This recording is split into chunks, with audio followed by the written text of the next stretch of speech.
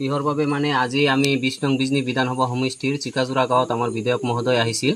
তাতে মিটিং এখন অনুষ্ঠিত কৰিছিল। সেইটো মিটিঙৰ পৰা আমি পাণবাৰী অভিমুখে গৈ থকা অৱস্থাত ১ নং বিষ্ণুপুৰ বজাৰ পোৱাৰ আগত গিঠু বুলি, তাৰ নাম ৰাজেশ সৰকাৰ বুলি আমি চিনি পাওঁ, আৰু গিঠু তাৰ ৰূপে গিঠু নাম। এই মানুহজন আমি ৰাস্তাত গোলাকান্দ স্কুল পোৱাৰ আগত তাতে তাক ক্ৰচিং কৰি থৈ আহি আৰু ৰিটাৰ্ণ গাড়ী স্কুটি লৈ তীব্ৰ বেগীত আহি আমাৰ দুটা গাড়ী পাৰ হৈ যায়। সন্মুখত এটা বাইক পাৰ্কিং কৰা আছিল, ইটো বাইকত লগাই দি সি এটা বলেৰোৰ লগত অলপ ক্ৰেছ পৰে। বলেৰোৰ পৰা নামি তাক কয় যে কি ইমান স্পীডত গাড়ী চলাব লাগে। পাছত সি গাড়ীৰ পৰা নামি আমাক অশ্লীল গালি গালাজ কৰে, গাড়ীৰ গিলাচবোৰ ভাঙে আৰু আমি তাৰ পৰা অলপ দূৰলৈ যাওঁ। পাছত মাৰপিট কৰিছে, এইটো গিঠুৱে মাৰপিট কৰিছে। তাৰ লগত আৰু সংগভংগ আছিল। এইসকলৰ নামত আমি এজাহাৰ দাখিল কৰিছোঁ আৰু ইয়াৰ আমি উচিত তদন্ত বিচাৰোঁ আৰু কঠোৰতকৈ কঠোৰ শাস্তি বিচাৰোঁ। আমি পুলিচ প্ৰশাসন আইনৰ ওচৰত আবেদন জনাইছোঁ।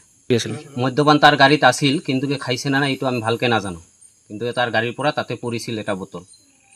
অভিযোগ উত্থাপন কৰিলে এইটো নহ'ব, এইটো ভুৱা অভিযোগ উত্থাপন কৰিছে। তাতে আমি একদম নিজে আমাৰ দুটা গাড়ী অভাৰটেক কৰি যায়, তাই বেলেগ এটা পাৰ্কিং কৰা গাড়ীত লগাই দিছে, তাৰ পাছত বলেৰোত লাগিছে। আমি কেনেকৈ তাৰ ওপৰত অত্যাচাৰ এটেক কৰিলোঁ? এইটো ভুৱা কথা, মিছলীয়া কথা। ইয়াৰ কাৰণে আমি উচিত তদন্ত বিচাৰোঁ আৰু ইয়াৰ কঠোৰতকৈ কঠোৰ শাস্তি বিচাৰোঁ। ইয়াক মাৰিছে আৰু মোকো মাৰিব খুজিছিল, কিন্তু মই এনেকৈ কৰাৰ কাৰণে মোক মাৰিব পৰা নাই। ইয়াক গাড়ীৰ পৰা ওলাইছে, লাঠি দি মাৰিছে, এনে ঘুচি দিও মাৰিছে। এইটো ৰাজেশ সৰকাৰ বুলি আৰু ৰাজু ৰয় বুলি, আৰু তাৰ লগত ৩-৪জন আছে। আমি গৰিহণা দিওঁ আৰু ইয়াৰ উচিত তদন্ত বিচাৰোঁ। তদন্ত হোৱাৰ পাছত কঠোৰতকৈ কঠোৰ শাস্তি বিচাৰোঁ। যি আমাৰ ওপৰত কৈ ইলজাম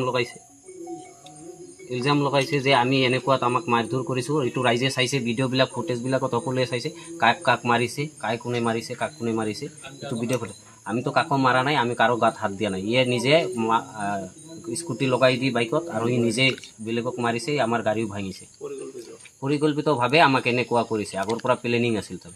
ইয়াতে ষড়যন্ত্ৰ থাকিব পাৰে, নহ'লে এনেকৈ এজন মানুহৰ লগত ফটকৈ আৰু ৩-৪জন আহি কেনেকৈ আমাক আগচি গচি গাড়ীখন ভাঙিলে, মানুহ মাৰিলে।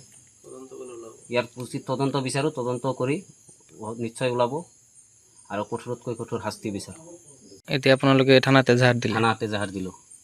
যিকোনো খবৰৰ বাবে যোগাযোগ কৰক 9181 307 221 আমাৰ এই নম্বৰত।